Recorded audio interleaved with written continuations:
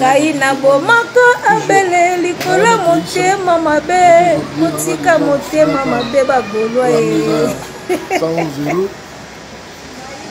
talaka ngai yebi oya mettre 800 donc peut-être qu'on ça sima na yo ama meza bitumbe lele meza bitumbe arrêtez la musique arrêtez Katazoba.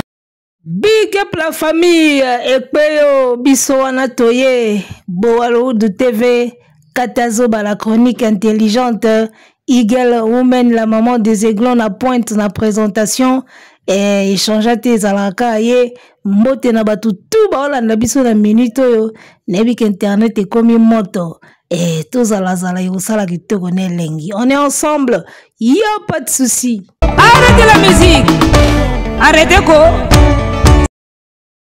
Balobi paye que filmer que yo paye que yo filmer que te boni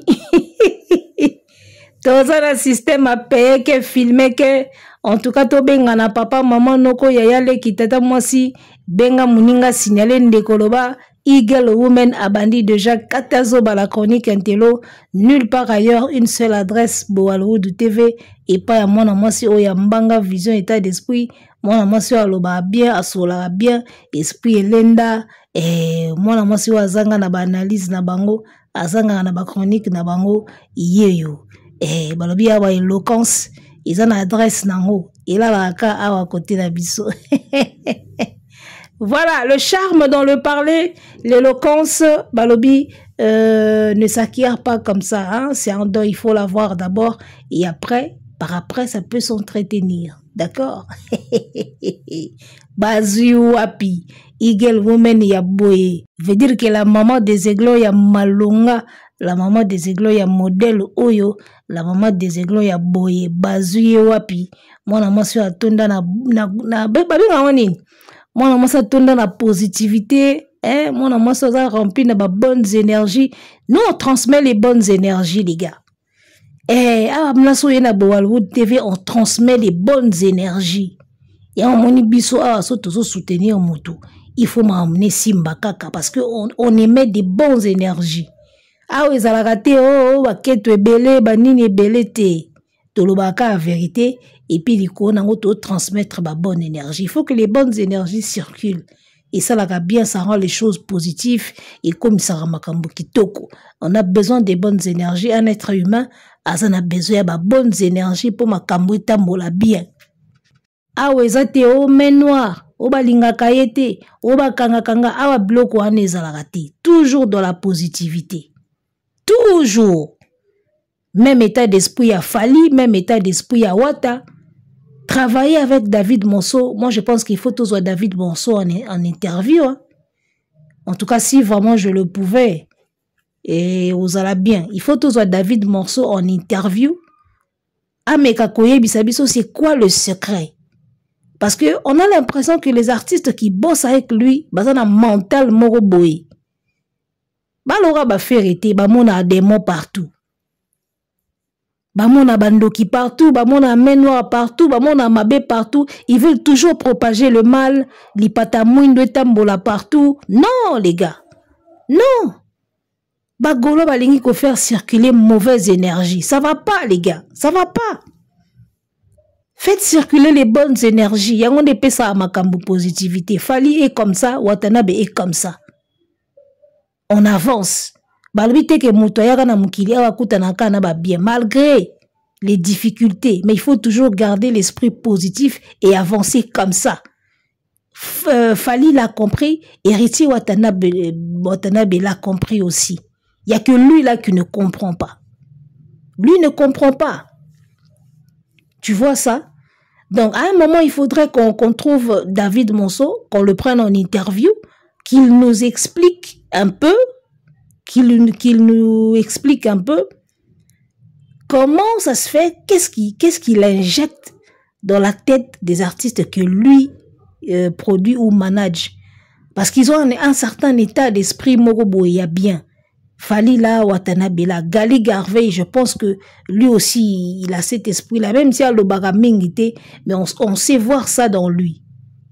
Et alors quoi, l'autre latin, toujours dans le noir, toujours dans le négatif, toujours dans les ténèbres. Yo ma belandaka bino. Parce que bino moko bo faire circuler mauvaise énergie. Tu sais, le karma, c'est quand tu souhaites le mal pour l'autre, et oya pe ko visiter yo. Nako sabino te émission na osala lelo, isaka pona ko dénoncer keto oyo bagolo bazo lingela wata na ebisi yo. Le karma existe, les gars. Tant que vous côté la moninga keto, vous souhaitez le mal, le négatif pour na makambo na ye. Heureusement, il y a beaucoup à penser qu'à positif. Bino moko bozo s'attirer le mal. Parce que wata reste positif. Fallait rester positif. Ata bo souhaiter bango mabe, bango moko lokwa bazan état d'esprit positif, bako avancer. Yango sko mabe wana bino bozo souhaiter pa na bango ezongelara mutu na bino. Gaulois azana keto moko ya kosakana te. Gaulois alingi mutu nyonso oyo atiki fere a évolué te mabe ekomela ye. Mutu nyonso oyo manqué fere a évolué te mabe ekomela ye. Mutu nyonso oyo travailler suna fere te a évolué te mabe ekomela ye. Mais vous propagez le négatif, vous propagez le mal et kozongela l'artiste na bino moko. Ba période oyo na komisaka chaîne nanga Tangawisi TV au milieu du village, tango boyaka ko fika nga na ba commentaire, na yebisaka bino botika keto e kokangela fere banzela. Boyoka atin? Vous pensez que tout ce que nous faisons ici dans internet, il y a que le physique, hein? Être humain, c'est pas seulement le physique. La spiritualité peut ça là ka. Bino bozo mona ka ba analyse, bozo mona ba chaîne YouTube, bozo mona bazo ba na micro baza ko analyser. Il y a aussi le côté ba rando na internet, tout ça, ba guerre, ba tia date, tout ça. Vous vous emballez tellement à tout ce qui se passe dans le physique, bozo bosana qu'il y a un côté spirituel dans tout ça aussi qu'il faut respecter. Bolingi mabe e comme la mutu nyonso waza d'accord na vérité, mais ça ne marche pas comme ça le monde les gars. Ça ne se passe pas comme ça. Bolingi qu'on souhaitait trop le mal pour les autres. Arrêtez ça un moment. Il faut arrêter. Batu mo bimba ba souhaitaka batuka mabe. Wata a réussir te. Conseil simba te. Batu ba ya te. Fali a réussir te. Siko nani a réussi. Ka fere ye moko. Moutou soka longwe pas fere a avancé te. Combien de fois bozo combattre ba chaîne YouTube nanga? Combien de fois, surtout nga kutu nde na tia bino mal à l'aise na internet, bomona ka ndebo lianga lelo na limwa lobi musika. Bolingi mutu nyonso oyo alongo e pas faire, a avancer te, a réussir te, mabe komela ye kaka. Mais non les gars. Non. Tala, tozo mona na physique, na molimo toyebani te. Vous comprenez? Mutu na mutabota maana mo étoile na yemo, na mo logo na yemo nzamba chaye na kati. Pona nini batamba ya mystique bazalaka ta muso akutani na yo boye atali yo boye amoni lo mona kati na yo meta muso za mona mukie ta muso za noka mutu simple mais atali yo amoni lo mona kati na yo, c'est à dire que mutu muso akoza na ye mukie na physique na âge na société za na ye mutu mukie mais na spiritus ana mo ba blogo na ye moko boye o eza élevé les gars. Tobanda koyoka masolo awa ya bato bakotaka ba misala wana ya bandaku wana. Lisolo ya Mobutu na Luambo. Qu'est-ce qu'on nous disait? Bazako yebisa biso ke na monde na bango kuna Mobutu azaki président de la République, hein? Maréchal bato babanga kaye. Mais na monde wana il paraît Luambo azaki na ba niveau koleka ye. Donc soto komi na tongo boye azogumba bela Mobutu respect mokonzi chef de l'état so ba komi na monde wana Luambo grand maître. Après, il y a aussi des capacités spirituelles. Oui, il y a une capacité spirituelle, ata bokoti loge. Mais mon amour a toujours un pouvoir koleka moninga. Et ça, bablo moko boye batu babota manango. Par là, je veux dire quoi? Mon babiso mesuso bomo na kan internet, mon amour ya mukuse mukie alobaka boye l'internet. Spirituellement, oyebite. Spirituellement, yo yebite pouvoir nini onga spirituellement nazanango. Ta muso eleki ya feri, ta muso eleki ya fali. Batu bagoye bango eza bato yo baza bafungwama na bandenge moko boye. Nazolo batango mosusu. Omoni ezana mutu muso moneka mukie ozomona eka mukie na âge mukie na nzoto mukie na makambo aza mukie aza na ye eloko te mais na ndenge ya spiritus ta mususu aza na peut-être bapete mingi mo ba étoile mingi na ndenge ya spiritus koleka yo eke yo na yeso bokoti loge ya ofinir kaka kozala na niveau ya likolo ke yo ça peut exister babiloko wana existaka yango nazoyebisa bino bato mosusu bozokombatre na bayoutube awa toyebani kaka na baphysique toyebani kaka na baphysique faites très attention toyaka na nzoto tosalaka baanalyse na nzoto tolobaka na nzoto tosala bapolémique na nzoto oyo eza na molimo toyebi te oyo eza na molimo toyebi te bokoya bozo souhaiter batu mabe bozo ko attaquer batu oyebi te ba entité nini o ba veyaka nanga spirituellement ba ko se retourner contre yo o kozwa problème o comprendre te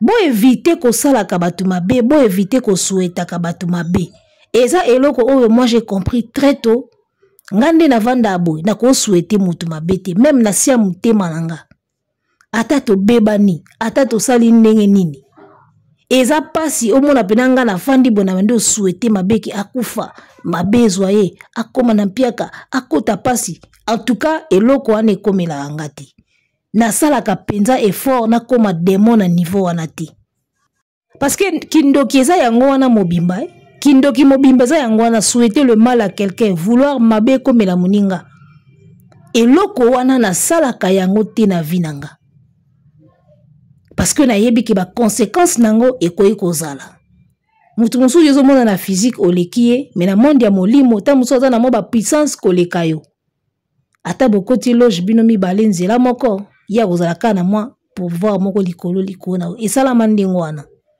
alors faites très attention na lobi babilo mingi bomona to sala ka na internet ya ya esa na ka loyenge na ambiance ya mukili au moins à Barcelone na bato ya Real de Madrid bazo sona bazo discuter ba obunda ambiance kaka ya rivalité ya mukili biloko mususu to sala kana YouTube awa esa ambiance ka ya polémique ambiance ka ya YouTube to sali analyse na benda mo ba vie na benda mo mike esili ça n'a rien de personnel wana zo ba pona ngai ça n'a rien de personnel ngandi naza boye na vanda kateke na souhaiter mutu moko ya faire pena mabe moko komele na vie amona mais ba golo ba koma na niveau wana les gars na kosa binote batu ya faire o ba koma na niveau wana baza ça dit que azo aspirer pena ke mabe moko ya grave e komelo ka po longwe pa faire ka po critiquer faire ka poza ka suna faire te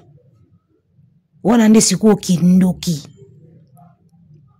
na yebisaka bino botika keto ezokangela feki banzela bato bozo bundisaka na ba page bino bomona ka page bomona ka YouTube na sima wana esprit mobimba eza parce que mutu mobimba nde azo salango un être humain c'est aussi le spirituel tout ce que tu entreprends na physique spirituel na yo pe ko contrôler yango donc tant mutu azo tenir une chaîne une personne qui tient sa chaîne qui tient ses pages molimo na yeba entité na ye moko boepe et ça peut kolandela o nyonso aza ko entretenir Bible loba ngo je bénirai le travail de tes mains soki nzambe azolandela travail oyo maboko na yo ezo produire pour bénir yo nango c'est possible aussi que milimo pe na sima ya travail oyo tozo sala manuellement physiquement milimo moko boepe éveiller sur yango yango mona ko simbi page ya mutu mususu ozui problème yo oyeba te bo mona ka page o mona ka chaîne mais être humain wana o azo tenir page wana azana ba esprit mobimba ezo veiller na musala ya maboko na ye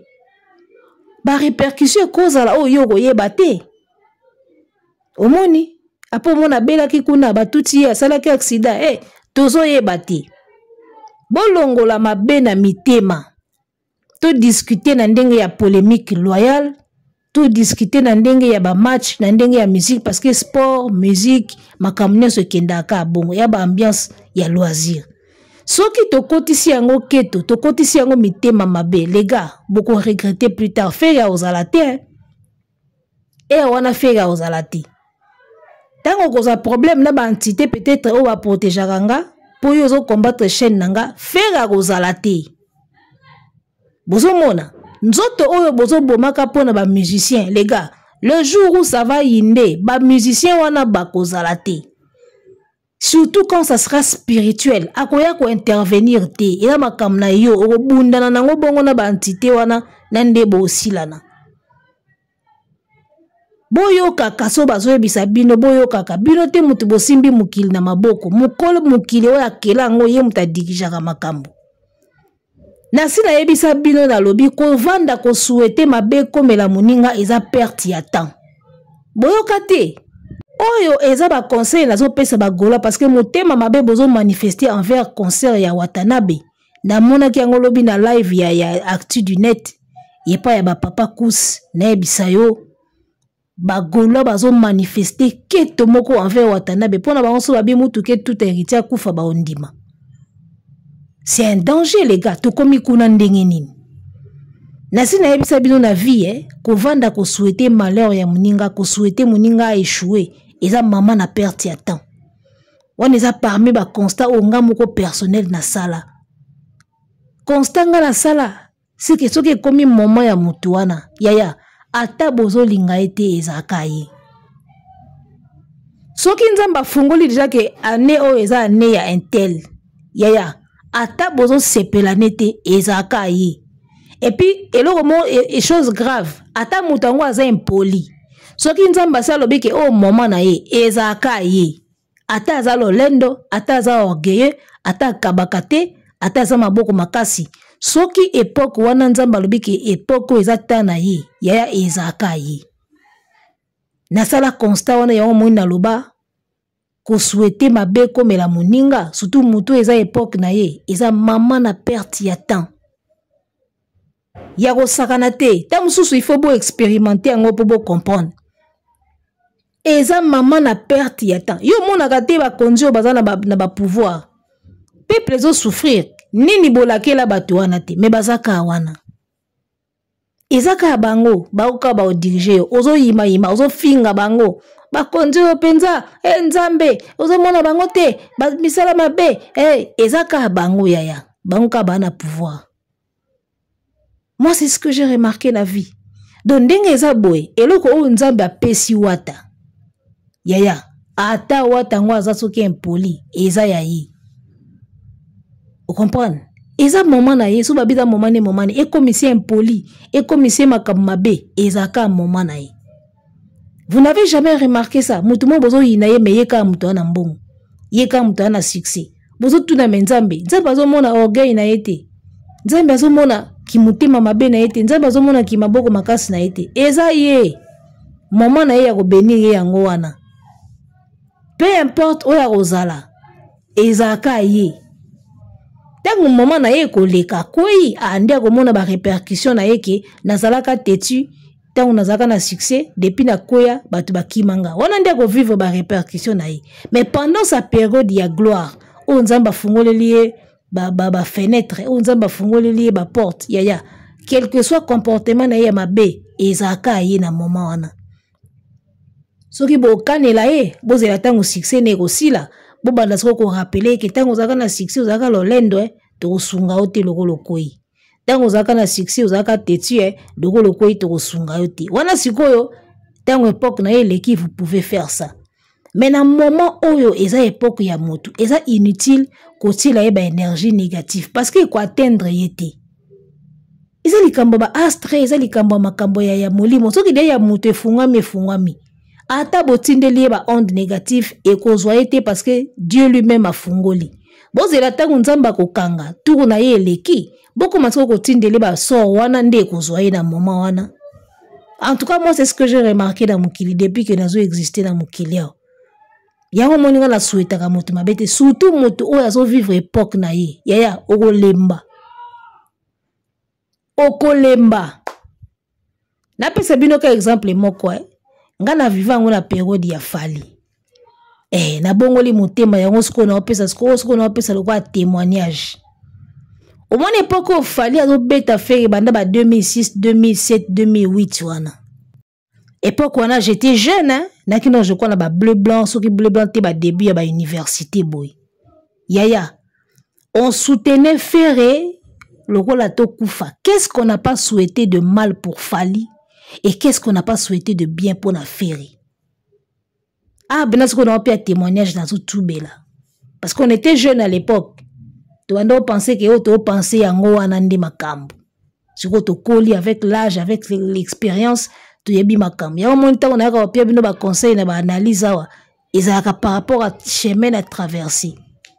Ngana mu kolonde na abo na âge. Batu mingi na tala apena ba internet wana na miko na bango na leki bango. Na ba bazaka na ba poto na ba bazaka awa. Bolanda mukuse o te na milama. C'est-à-dire que expérience y a âge, expérience y a vivre, tout le monde peut moi makambo. Je disais, qu'est-ce qu'on n'a pas souhaité contre Fally Pero douana Fally azo niata Ferry. Bovanda ba boaki. Surtout na yeba ka Pero de Fally aboka suite live. Mama Noela madinga mutazaka na exclusivité na ngona digital. Noela madinga azalaka na exclusivité ya clip ya suite live na digital. Yemta balansaka ngo bapesaka exclusivité wana. Achi extrait à suite live. Yaya. Otali clip. Otali nzembo. Abi Fally Ipupa a encore frappé. Yaya.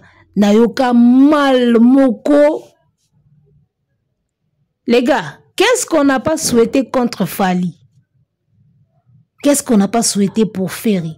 Mais tala ndenge Fally a kumba biso. Malgré ba onde négative na biso. Ba onde négative, hein. Malgré Basoué Nabiso et Mabé, malgré Yaya, Fally a kumbi biso 20 ans de carrière à succès à Zalaka na top. Rien n'a pu l'arrêter. Ni méchanceté Nabiso ya époque wana, ni Basoué Nabiso ya époque wana, rien n'a pu arrêter Fally. Ti a kumbi biso ba 2024 oyo ba yuari na ba nini, toujours au top. C'est peut-être là où j'ai compris que ce qui époque ya motekomi, Yaya, quelle que soit la mauvaise onde bozo tindi la ye. Même ba soué na bino ya mabe. Bova anango na poche. Et été. Il va vivre son époque. Tinzambe moka roloba. Na kangi robinet, c'est fini. On arrête ici avec toi. Na kindepe ko pambola batu mususu. Ah, en ce moment-là, boya siko ko attaquer wane rozwai. Boya siko bolo belaye ki yo zalaka ololendo, yo zalaka boye, toko sunga yote, ndengo koi boye, toko tala yoka bongo. En ce moment-là, en tout cas, beaucoup atteindre. Mais pendant période na ya gloire, Louvounou yaya na moni yango na Fally, na moni yango pe na mwa batu mingi na moni yango pe na bakonzi. Ya tika. Ta ya mutu za ta ya mutu. Ba énergie na bino wana bobo mbango. Vous comprenez? Yo na bisi bino Gaulois. Samedi oyo le 21, somba déjà likaya ba mungu acha pembeni. Héritier Watanabe va vous faire mal. Très mal. Vous comprenez? Bozo souhaiter héritier Watanabe à réussir te. Pour nini aza impoli, a manqué Ferry. Mais on s'en fout de ça. Maman ya mutu ya gloire etala wana te. Boze la tang gloire et aussi là, nde biloko wana nyoso azali ko sala ko rattraper. Mais na moment na ya gloire etala rangote. Nazo yebisa bino des expériences vécues. Vous comprenez? Et à mon soutenir artiste et comme ça le rôle envoûtement. Je suis passé par là. Ngana koma libérer na koma délivrer. Ngana koma délivrer. Naza sou na ba sentiment de zaka na ona kalaté. Voilà, na soutenir musicien moko boye, na komo diga envoûté na e. Ezaka souté. Ezala kalisu souté pa na nga eloko ane za souté. Je peux dire du bien de Fally, de Wata, je peux dire du bien de Ferré, je peux dire du mal d'un musicien. Mais na kozala sou na folie wana na zaka na ngoti na bo mwana odo mona ngo lelo pa ba mikolo misusu lelo. Folie moko bo comme on dirait envoûté à musicien. Moi je me suis libéré déjà de ça. On a été trop dans ça. Ma beni nto souhaita te comme la ba musicien mususu. Pour tout le monde a bola mouya musicien ou yozo kumisa. Mais ça ne marche pas les gars. Ça marche jamais. Vous comprenez? Somba likaya buza nango pembeni wata ko matsabino tension jour wana, la scène musicale sera une belle réussite. Moi je vous l'avoue. Azo teka babiye na ye mwana mbali ya bato. Les seules vidéos ya Fnac o nga na omona ezaka ya batawata. Déjà izo lekelanga. On dirait ye moka muta oteka na Fnac.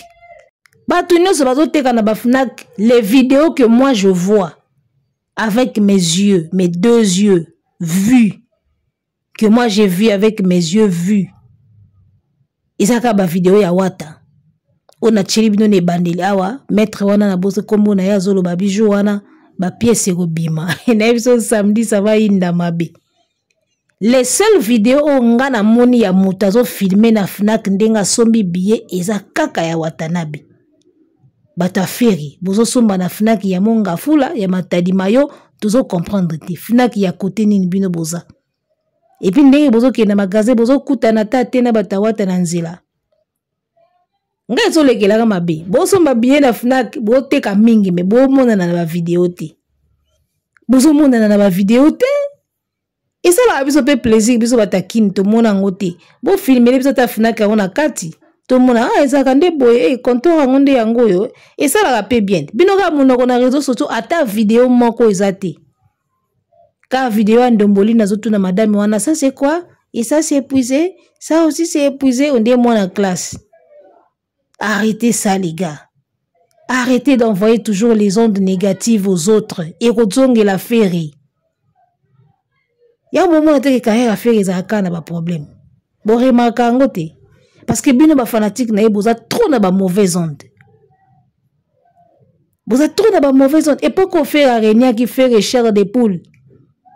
N'habite na ngo bande ko tindela ba mauvaise onde. Arenia ki na e. Mais qui o bo komisi lelo na musique na habite dimension o ekotinde nini.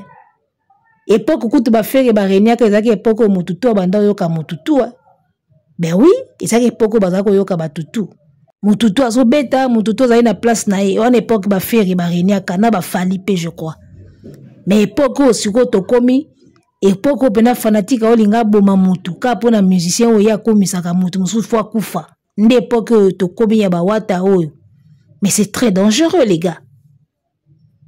Lobi to vandika bo na live ya actu du net ngana kota nanga ba live na talaka kaka. Nazala nanga na mo ba live ya ba actu du net wana moi trop nga kota ba live tout nga ba simba nga te nga sona koti na live ba kipa nga te ba sangana pena ba yokana ba betanga ka kara po mutu net nga so bando landa ngai ozanga magamba koloba nga na kosi so maloba koloba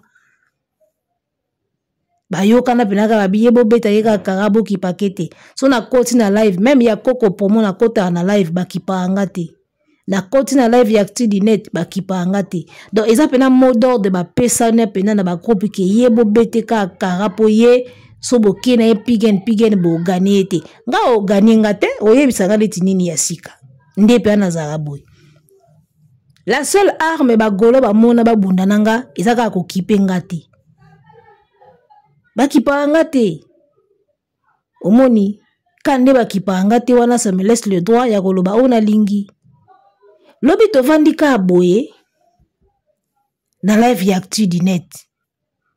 En tout cas, j'avais beaucoup aimé le sujet d'hier. Hein. Actu du net ba exploiter sujet moko ya bien. Ba interpeller bato nyonso bazo somba ba billet ba 20 billets, 10 billets, 40 billets. Ye moko asombi po kende kaboye la bato.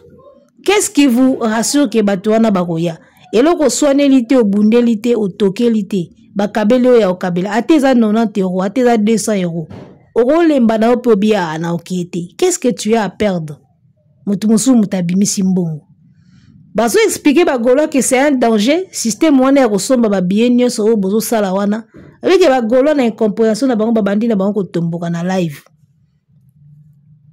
to vandi boye mwana mwasi moko ya muluba babengaka chichi mwana mwasi moko ya muluba boye chichi a koti na live wana o ba biye o ta nyoto tozongisi yango po manquer fere tozongisi ba biye comme si ba sombaki déjà.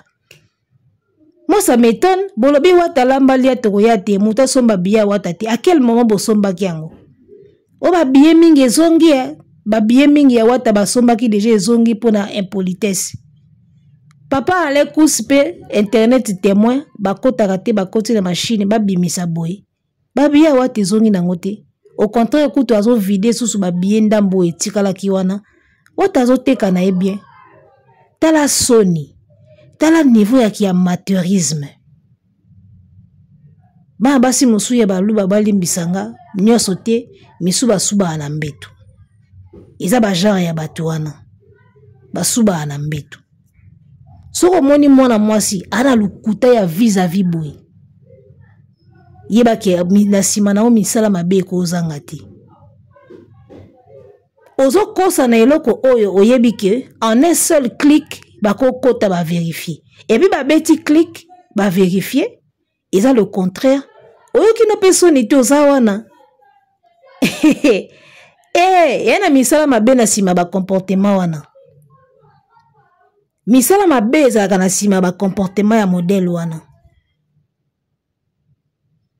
Donc je suis désolé niveau ya kete wana bo matisika pona héritier bolonga te na expliquer bino wata abatokota na makamba ndolo ya Fally Ipupa message ya Fally Ipupa pesi na ba warrior tout ya monde entier na expliquer bino wata omoni wata ne fera jamais la courbette devant Ferry Gaulois et Barango têtu qu'il est sûr de lui kande bobenge impoli bongo il ne fera jamais la courbette devant Ferry wata ne s'inclinera jamais devant Ferry. Il paraît à bêta que tu fais un bâton à rep. T'as niveau.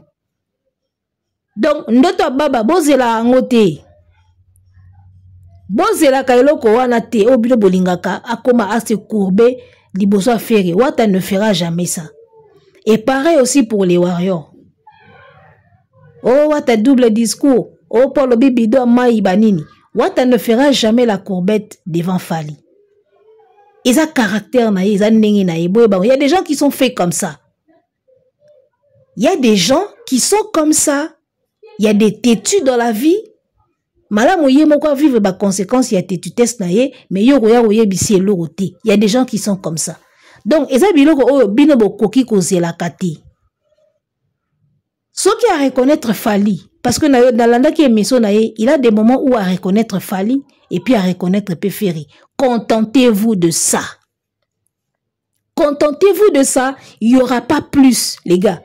Je suis désolé, il n'y aura pas plus. Botali comportement ya mutu, botali nenge mutu agisaka. Il faut qu'on comprenne à mutu. Il faut comprendre à mutu. Azo reconnaître Fally as un grand bon chanteur, à reconnaître Ferry as un grand bon chanteur. Contentez-vous de ça. Parce qu'il n'y aura pas plus. Oh, bino bozela wata sala wana autikala osa ngute. Eza nature na yete. Donc côté on a déjà bobo sana. Alors, kozela wata a échoué concert na ye eza ndoto ya baba pourquoi? Lobi bomona ki concert oyo papa Alain Kuskusakana azongisaki na live na ye, azongisaki Zénith ya Wera. Bomona ki Ferry na podium, wata na podium, Fabrice Azalaïte. Héritier Watanabe a travaillé avec toutes les stars là ya maison mère. Bien qu'il y ait un bango, mais a rattrapé qui bango au bon moment. Tant bango tout baza pena complet. Kapa yaza batu tout baza au sa pena wenge za wenge. Wata bossi avec eux. Wata mona wera liga. Wata ebo yemba. Wata ebi musique. De boze la kate ki wata raté spectacle. Au contraire, quand tu sois au Kébité, Mouta ko pesa biso meilleur spectacle au tout tali et cause à héritier Watanabe. Moi je pressens cela. Moi je pressens que Wata peut nous donner concert moko ya qualité ko le kaba mingi be au totali talia. Faites très attention à mon mbali wana, il n'est pas moindre. Hein? Liko nango héritier ebi musala na ye, ebi musique na ye, ayemba kabinaka, ata bofinga ke voye ka problème te, ayemba nango bongo, ayemba nango pa wera, ayemba nango ka bongo. Yango naka sala kombo ya héritier. Ebi musala na ye, héritier dans ba relation na ye, héritier a un public qui le suit, qui le soutient, qui l'aime. Héritier a un producteur de nom et de renom. Donc, ba kabal wana bozo sala pona wata. Je suis désolé, oh benawera lobana kibwisa ba campagne nyonso na mai boze la échec ya wata te bo mona ngote. Ata ça les tondi full te. Il y aura du monde les gars. Bo mona concert, bo mona batu, bo mona bilamba, wata si wata les gars. Et loko zo bank sabino ke wata za la siko on est vrai concurrent ya Ferry et puis les Ferry parce que c'est possible. Muto akimisa Ferry na maison mère ezala akai. Muto ako bangi sa Ferry leo na ndule zaka wata. Et donc, voilà, on les a bien golo, il faut retenir. Oh, bon, c'est la pas wata, botikala, au pesa binangote, à grand esprit, à grand étu, pour supporter Kandengwana. Alors, on est jeudi, demain vendredi, et puis samedi, déjà, na ebiki, Spiritas pose à la wane, belé, beaucoup ma histoire ensemble, na Watanabe, parce que, il est capable de beaucoup. Oh, golo, comprendre na noté. Alors, Fally Ipupa à faire Ndolo, Fally Ipupa lancer un message, c'était hier sur toutes ces pages. Warrior pour la place nini au balingi abete la bango concernant moni proposition ya Ndolo, ils sont majoritaire et puis ils ont un peu moins mingi. Donc bisotou, je pense que toke kana rythme ka ya Ndolo et Ndolo na ebisio Ndolo libongo, Ndolo na Ndolo.